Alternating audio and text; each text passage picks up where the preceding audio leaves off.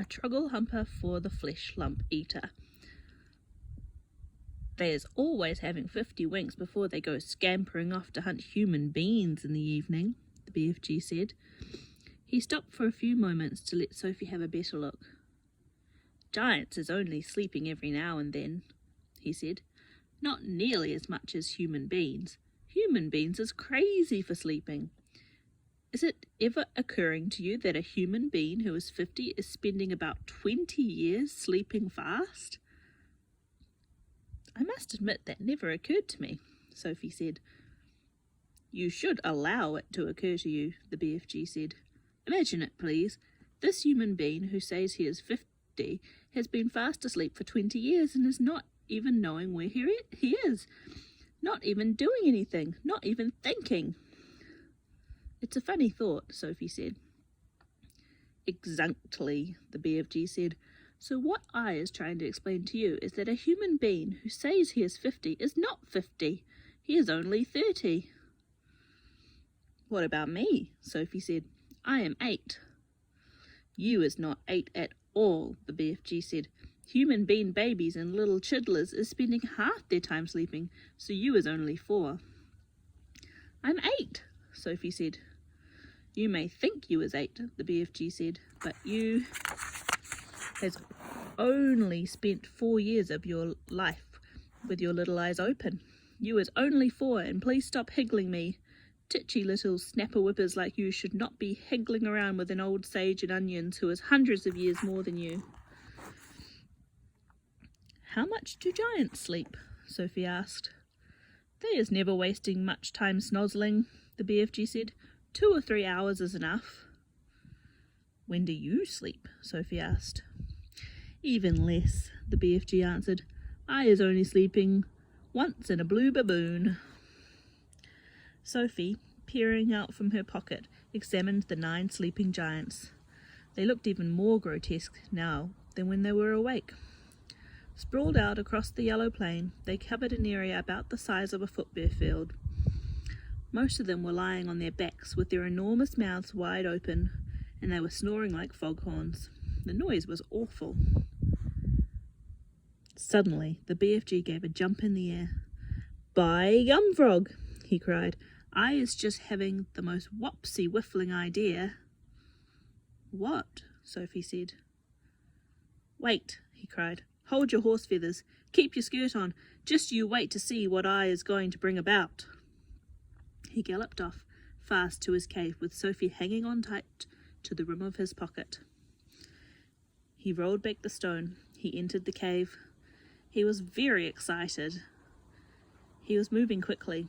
You stay where you is in my pocket, Huggy Bee, he said. We is doing this lovely bit of buck swashling both together. He laid aside the dream-catching net, but hung on to the suitcase. He ran across to the other side of the cave and grabbed the long trumpet thing, the one he had been carrying when Sophie had first seen him in the village. With the suitcase in one hand and the trumpet in the other, he dashed out of the cave. What is he up to now? Sophie wondered. Peep your head up good, the BFG said. Then you'll get a fine winkle of what is going on. When the BFG came near to the sleeping giants, he slowed his pace. He began moving softly. He crept on his toes towards the ugly brutes. They were still snoring out loudly. They looked repulsive, filthy, diabolical. The BFG tiptoed around them. He went past the gizzard gobbler, the blood bottler, the meat dripper, the child chewer.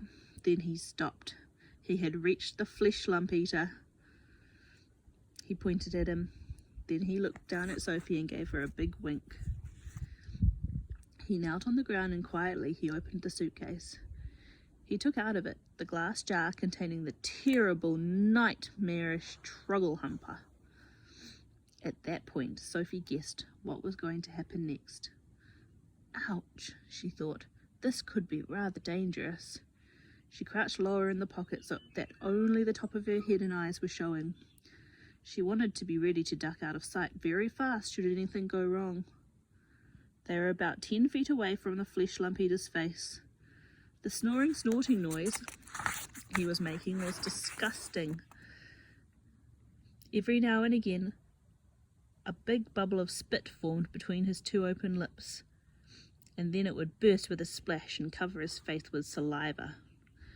Taking infinite care, the BFG unscrewed the top of the glass jar and tipped the squiggling, squirming, faintly scarlet trogglehumper into the wide end of the long trumpet. He put the other end of the trumpet to his lips.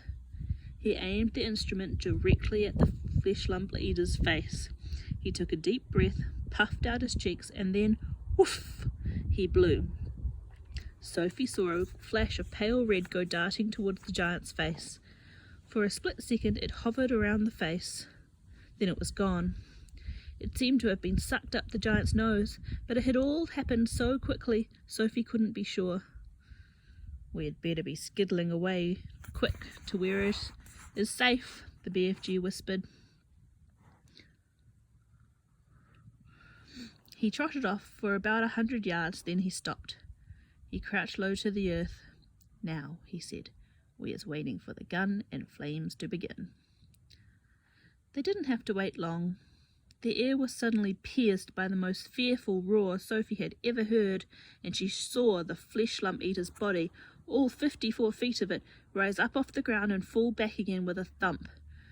Then it began to wriggle and twist and bounce about in the most violent fashion. It was quite frightening to watch. "Ew!" roared the fleshlumpeater. "Hey! Ow!" "He's still asleep," the BFG whispered. "The terrible troggle-humping nightmare is beginning to hit him." "Serves him right," Sophie said. She could feel no sympathy for the great brute who ate children as though they were sugar lumps. "Save us!" screamed the fleshlumpeater, thrashing about madly. "He's after me! He's getting me!" The thrashing of limbs and the waving of arms became more violent by the second. It was an awesome thing to watch such a massive creature having such mighty convulsions. "It's Jack!" bellowed the fleshlumpeater. "It's that grueful, grunctious Jack! Jack is after me! Jack is whack-crackling me! Jack is spike-sticking me! Jack is splash-plunking me! It's a terrible fright-swiping Jack!"